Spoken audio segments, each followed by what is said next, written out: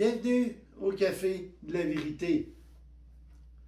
Café de la Vérité, pourquoi? Parce qu'on prend un café avec vous autres et en même temps on vous parle de la parole de Dieu, la Bible. Jésus a dit, je suis le chemin, la vérité et la vie. Il a dit aussi qu'il était la parole. Donc c'est pour ça qu'on vous parle de la parole de Dieu. Ce matin, je vais vous faire une petite exhortation dans le premier épître de Pierre. On va commencer au chapitre 1, le verset 3.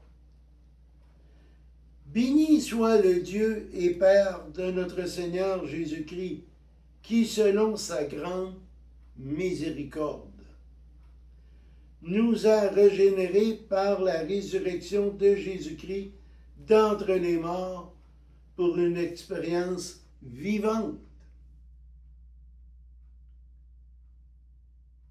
Le péché nous emmène à la mort, qui est écrit dans Romains. Jésus nous a dit, à moins que tu naisses de nouveau.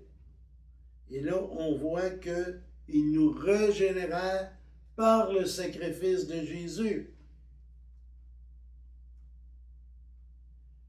Pour un héritage qui ne peut ni se corrompre, ni se souiller, ni fléchir, qui vous est réservé dans les cieux.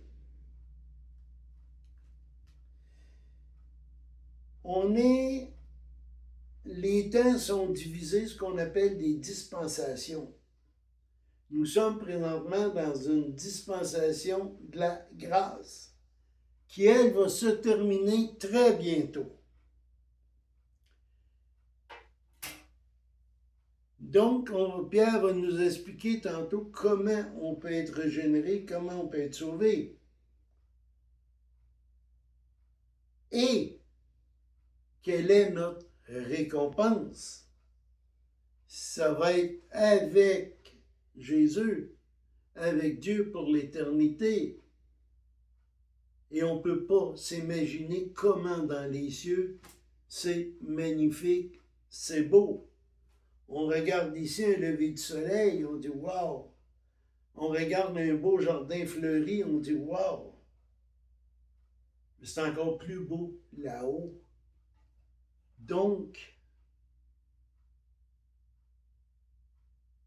il y a des belles récompenses qui nous attendent à la condition de, et c'est ce qu'on va voir tantôt.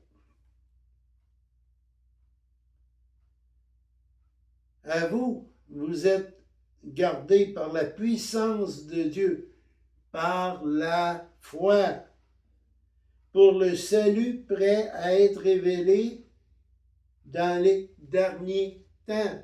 Nous sommes dans les derniers temps.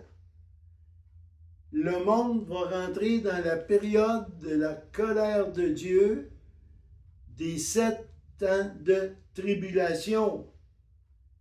On va rentrer très, très bientôt là-dedans. Ce n'est pas une question d'années, là. C'est une question de mois ou de semaines.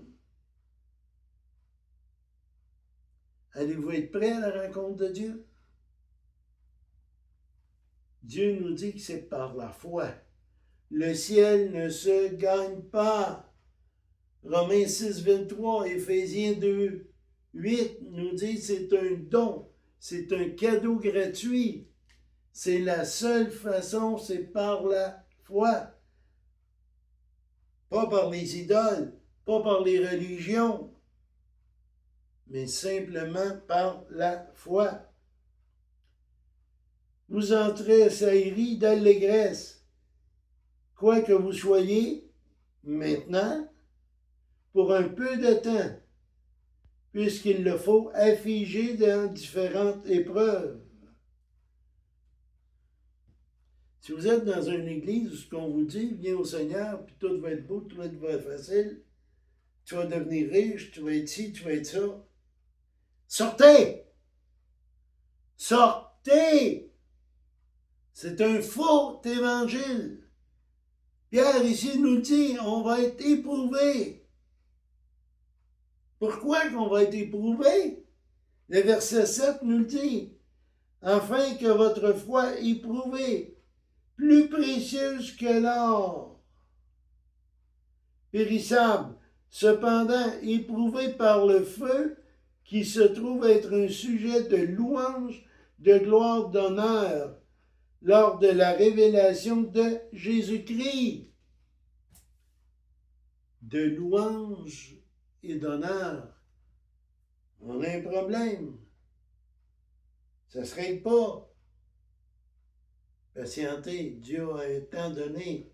Et louez-le. Je n'est pas après lui. Il y a une raison. Il y a toujours une raison. Souvent, on ne la connaît pas. Mais il y a une raison. Louez l'Éternel. Ça va passer mieux, plus facilement et plus rapidement.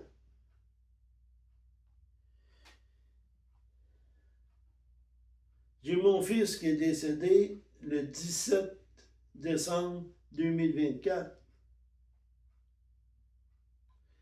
Ça fait présentement 16 mois. On n'a toujours pas le rapport du coroner. Et on a besoin du rapport du coroner pour finaliser les dossiers. Pourquoi ça retarde comme ça? On ne le sait pas. Le Seigneur le sait. Et il faut continuer à dire oui, merci Seigneur. Il y a une bonne raison. Et tantôt, tu vas me la montrer, laquelle?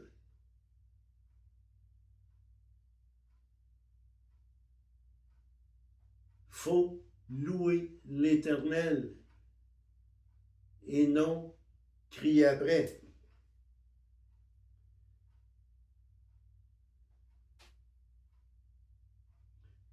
Au verset 8, vous l'aimez sans l'avoir vu, sans l'avoir encore, et vous croyez en lui, et vous tressaillez d'une allégresse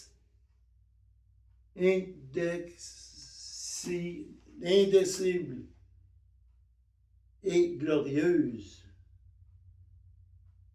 en remportant pour prix votre foi, le salut de vos âmes.